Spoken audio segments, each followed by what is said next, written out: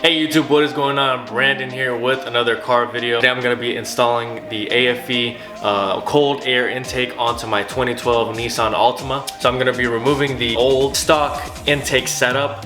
I'm going to be removing some of those pieces and installing this cold air intake. Along the way I'll show you what tools I ended up using and I'll tell you what I think of the actual install and the product itself. Now a link to the product will be in the description below. So anytime during the video, you can go down there. It's going to be under AFE cold air intake. You can click that and it'll take you to a product page. If you want more specification, more information, you can check that out there, as well as pricing and the ability to purchase. Also, if you're a newbie and you're missing some tools, those tools will be down in the description box as well. Now this is a new channel, so I really would appreciate if this video does end up being helpful, if you could please subscribe.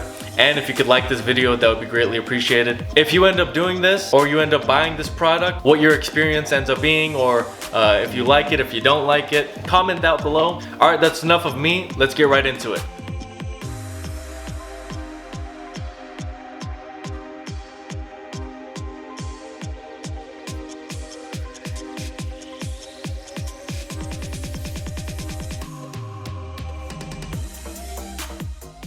Okay, the first thing in the box here, you got clamps, you've got some other miscellaneous screws and everything that you're gonna need.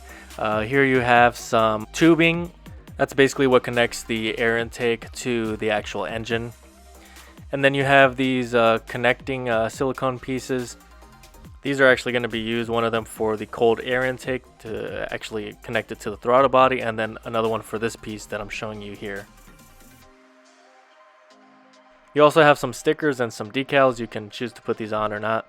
There are quite a few of them. And this is the actual piece that is going to, the main piece that's going to connect quite a few things, including your mass airflow sensor.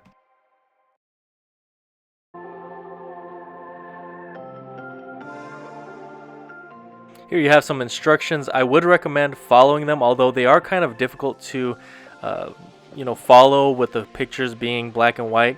So I hope that this video really kind of highlights the things that you need to do. Whatever you're struggling with, you can reference back to this video, and I hope that this is helpful to you. So the first thing you're going to do is you're going to remove the engine cover with a 5mm hex socket.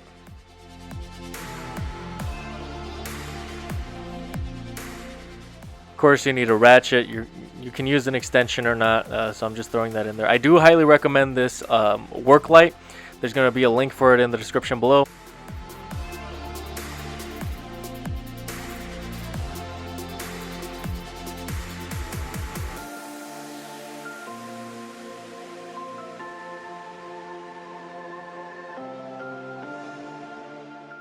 Alright, so the first thing you're going to want to do before you do any more work is disconnect the battery. It's just good practice. You're changing some things up, so you need that disconnected. You're going to need a Phillips and a flathead screwdriver throughout this project. Okay, so what I'm removing here is the mass airflow sensor, and you're going to take this off. There are some other parts where it's connected, so you're going to disconnect that as well, and just kind of put it to the side. That's going to be connected back on at a later time. Now you're going to take your flathead screwdriver and you're removing this clamp off of two parts. This one that's connected to the throttle body, the other one connected to the airbox. As well as this tubing, you're going to need pliers for this. This is what connects the air intake to the engine itself.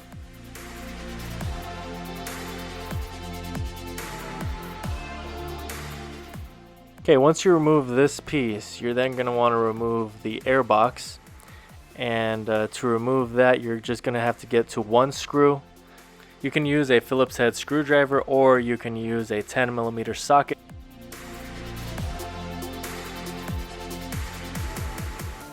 Okay, then you're going to want to remove the airbox from out of the engine bay. Place that somewhere else. You can throw it away, or you might be able to resell it.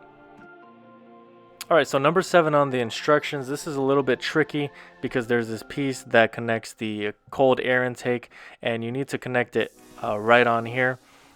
What I would do is remove the current bolt that's on there, and this will fit right in place.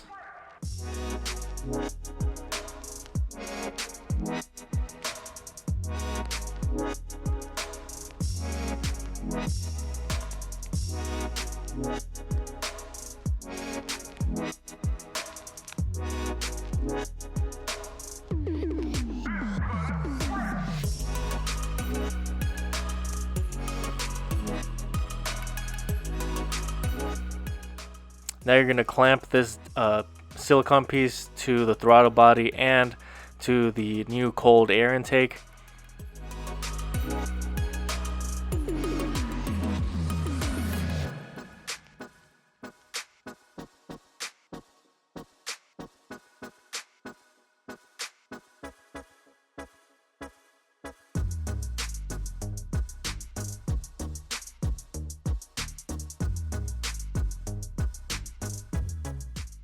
What I'm doing here is I'm fitting in the cold air intake into that piece that we just went over, the number 7. That is going to hold the cold air intake in place. And now I'm reinstalling the mass airflow sensor. This needs to go right back on, and you have 2 screws to be able to do that.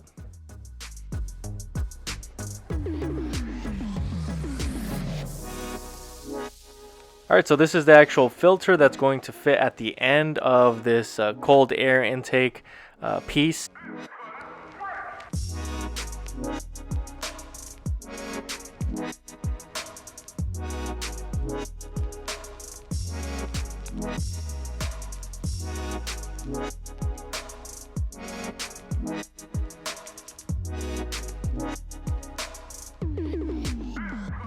Okay, so what you've got here is that tubing that connected from the cold air intake to the engine. This is the old one. I had to cut a piece of it because there is actually a connector piece that comes with the kit that's going to allow you to connect to the new tubing that comes in the box.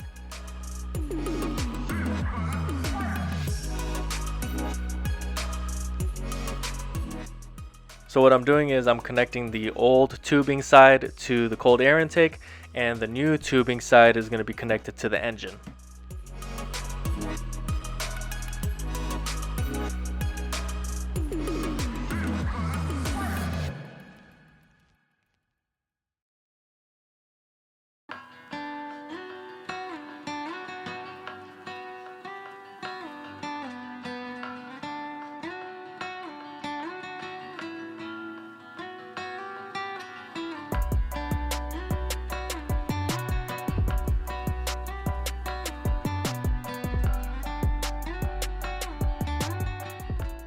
So this is the final piece. This actually is going to help cold air be pushed right up to that filter, and that's really what's going to make this effective and worth it for you. Is without this, if there's no cold air, this filter really is just sucking in the heat from the engine, so you really need this piece in here to help push that cold air that's coming from the outside.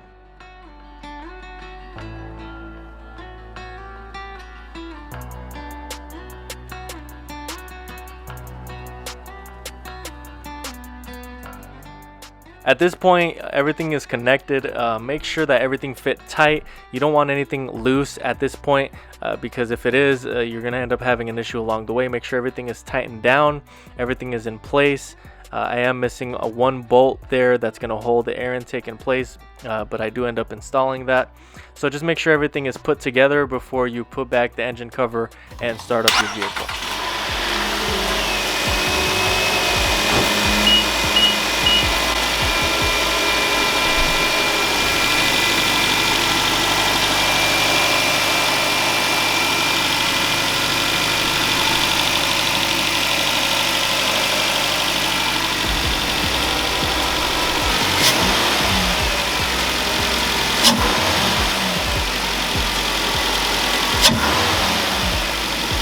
Alright, so as you can see there is some things you have to kind of play with when it comes to the fitment that is not quite in the instructions. So I hope that the way I explained and the way I showed how to do this did end up being helpful to you.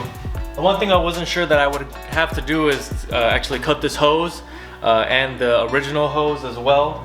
You know, cutting each of these. I do have a saw, so that is something you are going to want to do. I don't know if you necessarily need a saw, if you can just do it. The last time my battery died and I had to kind of just you know, get a knife, and one way or another you got to cut this piece, connect it with that connecting piece. That was random to me, I wasn't expecting that.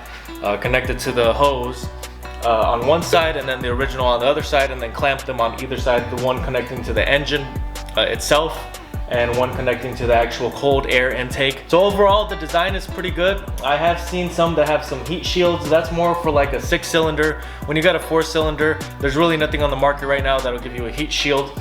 And so if you're getting a code for, you know, to where you need to replace the air intake box, your old stock air intake box, this is a good upgrade. In my opinion, you add, whether you add horsepower or not, it's debatable.